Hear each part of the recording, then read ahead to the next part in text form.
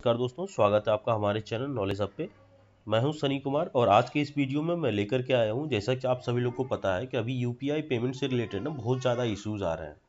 तो उससे रिलेटेड कुछ केंद्र सरकार ने कुछ नए नियम लाए हैं, नए कानून लाए हैं यूपीआई पेमेंट से रिलेटेड, ठीक है, जो कि 1 अप्रैल 2025 से लागू होगा। तो उसके बारे में इस वीडियो में मैं डिस्कस करने वाला हूँ। तो सबसे पहले कि व्हाट्स हैपनिंग, मतलब हो क्या रहा है अभी। तो अभी क्या हो रहा है ना कि अभी 1 अप्रैल से यूपीआई पेमेंट का नया रूल जो है इफेक्ट होने वाला है 1 अप्रैल 2025 से। ये किस लिए लाया गया है? ये इसलिए लाया गया क्योंकि यहाँ पे देख रहे हैं आपकी मतलब बहुत ज़्यादा फ्रॉड हो रहा है। ये सिक्योरिटी के रिगार्डिंग है, फ्रॉड को कम करने के लिए है और यूज़र के एक्सपीरियंस को इम्प्रूव करने के लिए ये जो अमेंडमेंट है, ये जो बिल है और ये जो चेंजेज है, ये जो बदलाव है, ये लाया गया है। ठीक है। ठीक है, तो इसमें क्या, क्योंकि क्या हो रहा है ना, बहुत ज़्यादा साइबर क्राइम चल रहा है, साइबर फ्रॉड हो रहा है और इस आपके सिक्योरिटी को लेकर के, आप लाइक फ्रॉड को कम करने के लिए और आपके एक्सपीरियंस को इम्प्रूव करने के लिए ये जो चेंजेस है वो लाए गए हैं। तो इससे किस किस पे इम्पैक्ट पड़ेगा? तो ये पड़ेगा जैसे कि यूजर्स पे तो पड़ेगा ही पड़ेगा इम्पैक्ट। उसके साथ साथ बैंक पे पड़ेगा, पेमेंट सर्विस प्रोवाइडर जैसे कि गूगल पे हो गया, फ़ोन पे हो गया, पेटीएम हो गया या अमेजोन पे हो गया। तो जितने भी पेमेंट सर्विस प्रोवाइडर हैं और जितने भी बिजनेसेस करने वाले बिजनेसमैन हैं, ये सारे लोगों पे ये चीज़ें इम्पैक्ट करने वाली है। ये जो चेंजेस है ये सभी लोगों पे इम्पैक्ट करने वाला है। ठीक है। अब दूसरे पॉइंट पे चलते हैं कि दूसरा पॉइंट हमारा क्या कहता है। दूसरा पॉइंट हमारा कहता है कि ये जो national payment corporation of India है, ये नया गाइडलाइन रिलीज किया है। ये यूपीआई आईडी से रिलेटेड है और अपने जो प्रीवियस सर्कुलर जो जारी किया था एनपीसीआई ने, वो उसी को ये रिवाइज किया है और कुछ कुछ नए गाइडलाइंस जो है इसमें ऐड किए हैं। ठीक है।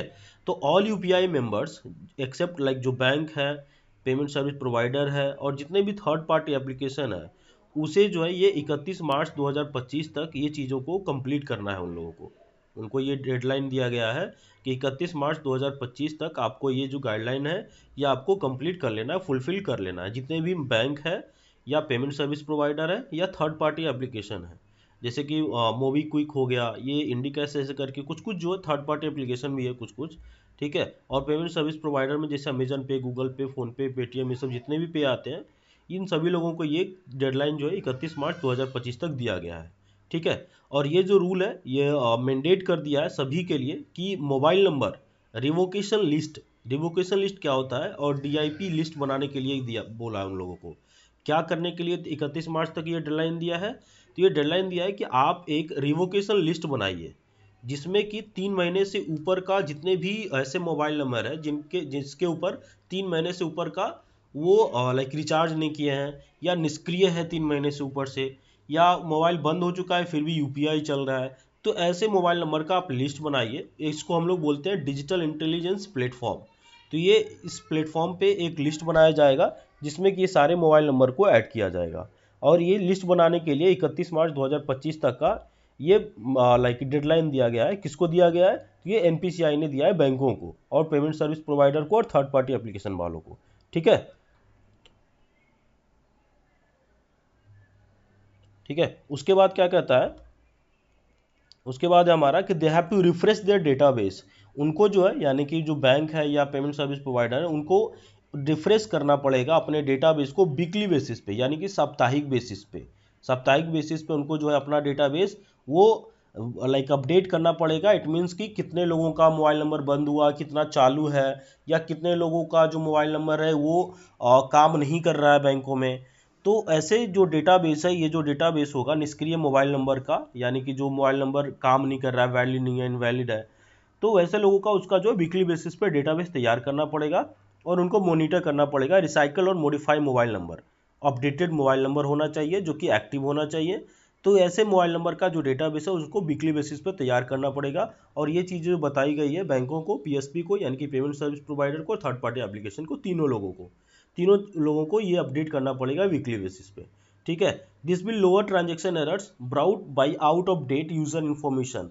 इट मीन्स क्या कहा गया है कि ये जो जितना भी ट्रांजेक्शन एरर हो रहा है, जैसा कि कल भी हम लोग देख रहे थे कि बहुत ज़्यादा ट्रांजेक्शन एरर आ रहा था, मतलब किसी न किसी सभी लोगों का, जैसे एसबीआई का हो या यूनियन बैंक का हो या बैंक ऑफ इंडिया हो, एचडीएफसी हो, आईसीआईसीआई हो, कोटक हो, किसी भी बैंक का हो, सभी बैंक का सर्वर डाउन था।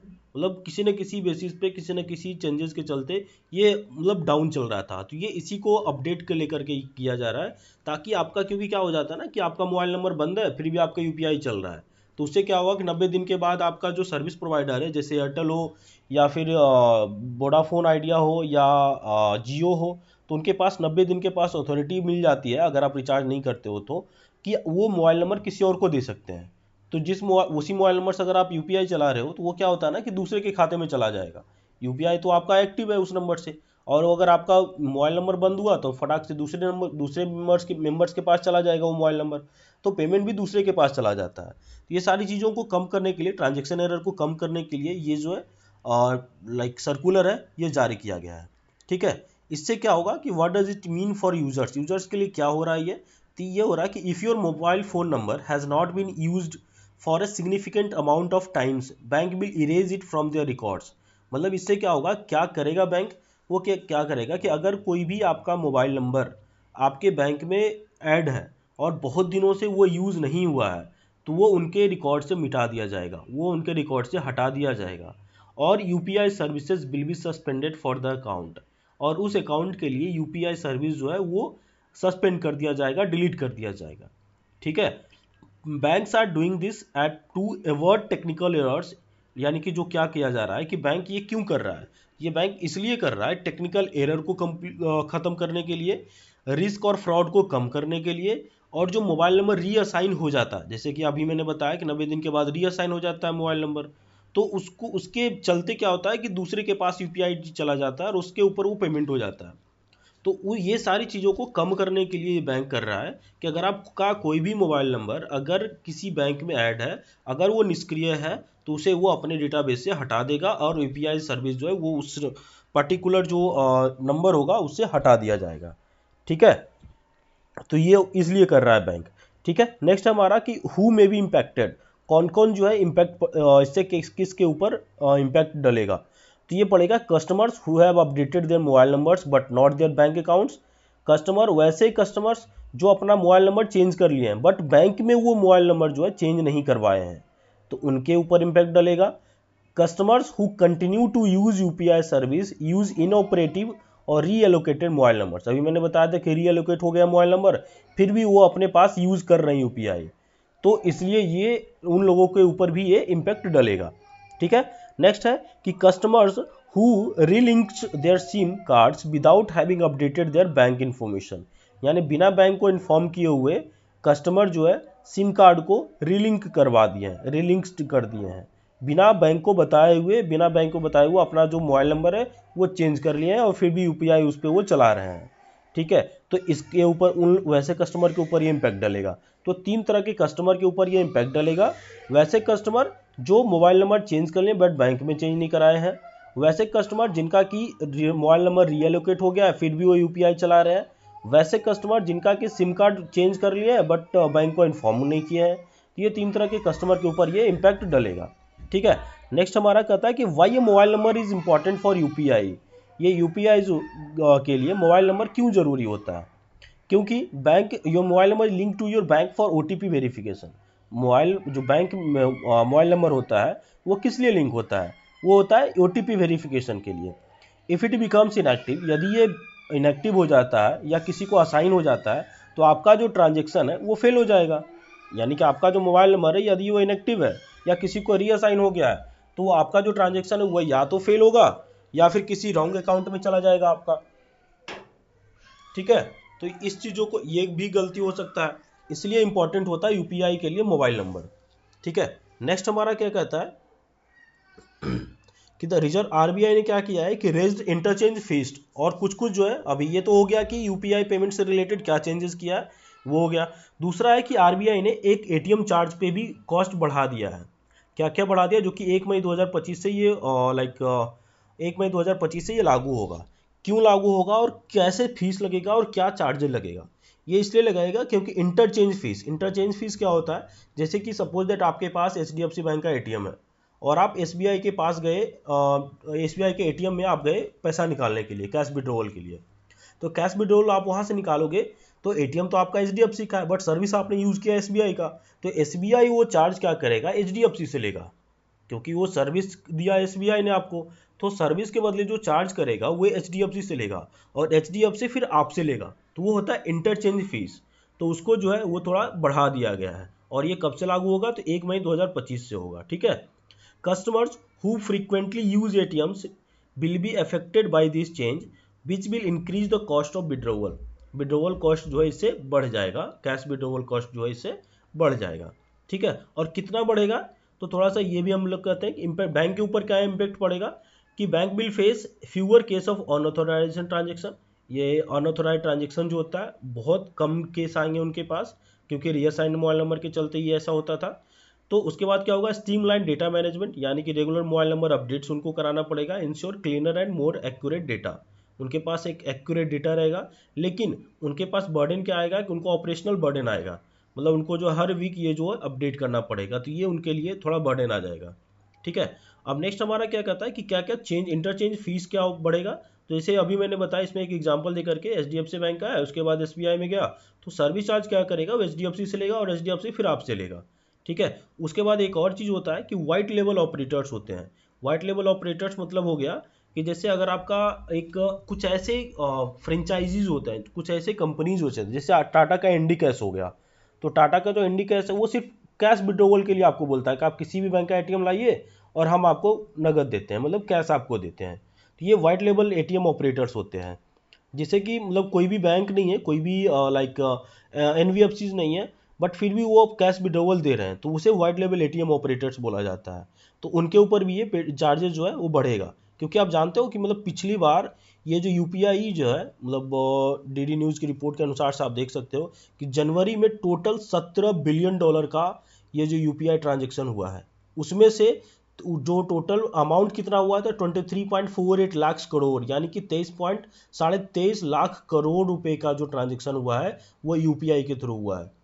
जो कि टोटल डेटा का फरवरी में आप देख सकते हो कि 16.1 बिलियन ट्रांजेक्शन हुआ है, जो कि लगभग 22 लाख करोड़ रुपए का ट्रांजेक्शन हुआ है।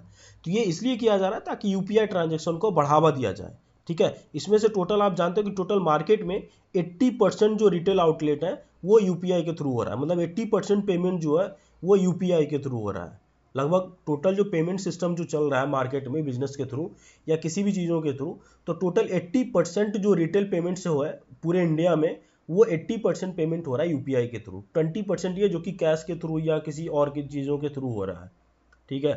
तो उसमें भी 80% में सबसे ज़्यादा जो मार्केट शेयर लेके बैठा है वो फ़ोनपे लेके बैठा है, यानी फ़ोनपे के पास 48.4% मार्केट शेयर है यूपीआई ट्रांजेक्शन में। यानी कि जो 80% यूपीआई ट्रांजेक्शन हो रहा है उसमें 48.4% जो फ़ोनपे से होता है, उसके बाद ही आता है कोई गूगल पे या पेटीएम या कोई अलग कंपनी आती है। ठीक है। तो ये हो गया पेमेंट सर्विस प्रोवाइडर, कौन कितने पे है, कितना मार्केट शेयर है। ठीक है। अब चलते हैं थोड़ा जानते हैं डेटा की क्या चार्जेस बढ़ेगा। चार्जेस बढ़ेगा, जो इंटरचेंज फीस होता है, इंटरचेंज फीस बढ़ रहा है। जैसे दूसरे बैंक का एटीएम अगर आप यूज़ करते हो तो मंथली बेसिस पे पहले 16 रुपये या 17 रुपये लगता था। ठीक है। तो 17 रुपये लगता था, तो अभी वो उसको बढ़ा करके 19 रुपये कर दिया है। ठीक है। इसका जो एटीएम का जो चार्ज होता है, जैसे पहले इंटरचेंज जो फीस था वो टोटल 17 रुपये लगता था, मतलब पर ट्रांजेक्शन जो मंथली में टोटल 3 ट्रांजेक्शन फ्री में देता था, और 3 ट्रांजेक्शन के बाद अगर आप करते हो तो आपको जो वो भी मेट्रो सिटीज़ में पूरे महीने में 3 ट्रांजेक्शन फ्री में होता था। लेकिन 3 ट्रांजेक्शन के बाद जो भी चार्ज जो भी आप अमाउंट निकालते थे उस पर आपको जो है टोटल लाइक बोल सकते हैं कि 17 रुपये पहले चार्ज लगता था, लेकिन अभी जो उसको बढ़ा करके 19 रुपये पर ट्रांजेक्शन कर दिया है। ठीक है। उसके बाद क्या है कि जो नॉन फाइनेंशियल जो ट्रांजेक्शन होता है, जैसे एटीएम में अगर आप जाते हो और कोई भी चीज़ों को निकालते हो, जैसे कि मैं बताऊं तो जैसे पेमेंट चेक करने के लिए, बैलेंस चेक करने के लिए या मिनी स्टेटमेंट निकालने के लिए, तो ये जो नॉन फाइनेंशियल ट्रांजेक्शन होता था उसके लिए पहले सिर्फ 6 रुपये लगता था, लेकिन अब जो उसको बढ़ा करके 7 रुपये कर दिया गया है। यानी कि अगर आप एटीएम से कैश विड्रॉ करते हो तीन के बाद से, तो 17 रुपये के बदले आपको 19 रुपये देना पड़ेगा पर ट्रांजेक्शन। और उसके बाद क्या है कि अगर आप जैसे मतलब नॉन फाइनेंशियल ट्रांजेक्शन करते हो, जैसे सपोज दैट मिनी स्टेटमेंट या बैलेंस चेक करते हो, तो उसके लिए पहले आपको 6 रुपये देने पड़ते थे, अब आपको 7 रुपये देने पड़ेंगे। तो ये चेंजेस किया है आरबीआई ने कि आपका लाइक क्या बोल सकते हैं, एटीएम कैश विड्रोवल पे चार्जेस और नॉन फाइनेंशियल ट्रांजेक्शन पे भी आपका कुछ चार्जेस बढ़ाया है। ठीक है। और ये लागू होगा 1 मई 2025 से। ठीक है। और उसके बाद क्या है कि जैसे अगर आप कोई भी यूपीआई पेमेंट करते हो ना, तो आपको तो कोई चार्ज नहीं देना पड़ता है, लेकिन बैंक को चार्ज देना पड़ता था। तो अभी ने क्या किया है कि कैबिनेट मिनिस्ट्री ने क्या किया है कि एक अप्रूवल निकाला है कि यूपीआई इंसेंटिव उनको 1500 करोड़ रुपए का सब्सिडी मिलेगा। यानी कि टोटल जो है 1500 करोड़ रुपए का उनको सब्सिडी मिलेगा, कि जो भीम यूपीआई पे पेमेंट पे उनको चार्जेस देना पड़ता था, उनको 1500 करोड़ रुपीज़ तक का उनको सब्सिडी प्रोवाइड किया जाएगा। ठीक है। तो आज के इस वीडियो में मैंने बताया कि यूपीआई से रिलेटेड क्या क्या अपडेट लाए गए हैं कैबिनेट के द्वारा, आरबीआई के द्वारा और एनपीसीआई के द्वारा। ठीक है। कैबिनेट के द्वारा क्या हुआ है कि 1500 करोड़ रुपए का सब्सिडी मिला है। एनपीसीआई के द्वारा क्या हुआ है कि मोबाइल नंबर चेंज करने के लिए बोला गया है, और एक्टिव जो मोबाइल नंबर है वो अपडेट करने के लिए बोला गया है। और और एक चीज़ क्या था आपका, जैसे एक तो कैबिनेट का हो गया, एक एनपीसीआई का हो गया, और एक आरबीआई ने क्या किया है कि एटीएम कैश विड्रॉवल पे चार्जेस बढ़ाया है। मतलब 3 अपडेट तो जो कि बहुत ज़्यादा इंपॉर्टेंट अपडेट थे, जो कि आपकी डेली लाइफ से इंपॉर्टेंट है। ठीक है। तो ये तीनों अपडेट आपके लिए बहुत ज़रूरी था। तो अगर आपको इसी तरह का अपडेट चाहिए तो आप हमारे चैनल पे बने रहिएगा, और हमारे चैनल को ज़रूर सब्सक्राइब कीजिएगा, ताकि आपको ये डिटेल बेसिस पे आपको ज़्यादा से ज़्यादा अपडेट और ज़रूरी से ज़रूरी अपडेट जो है टाइमली बेसिस पे और जल्द से जल्द आपको प्रोवाइड किया जा सके। ठीक है। इस वीडियो में अंत तक बने रहने के लिए धन्यवाद आपका। Thank you so much for watching my channel, and all the best for your future exam. Okay, bye.